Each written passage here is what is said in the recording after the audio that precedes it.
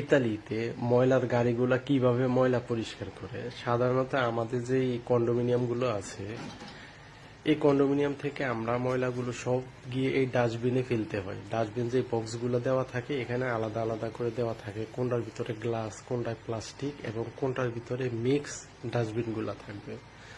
So সবাই বাসা থেকে নিয়ে সেখানে ফেলে দেয় এবং সকালবেলা ভোরবেলায় এসে যেই এই এটাকে যেই সিটি কর্পোরেশনের ময়লার গাড়িগুলা, তারা এসে হলো যে নিজ দায়িত্বে দেখেন এখানে কয়টা লোক তাদের প্রয়োজন হয়। জাস্ট একজন লোক থাকবে, ড্রাইভার।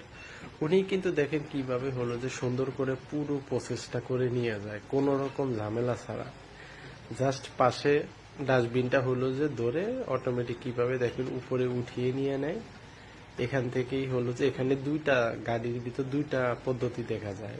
এখানে যে ময়লাটা ফেলে এই ময়লাটাকে আবার এখান থেকে প্রেসার করে পিছনের যে মেইন কন্টেইনার আছে সেখানে এগুলারে মিক্স করে মেইন কন্টেইনারে দেওয়া হয়।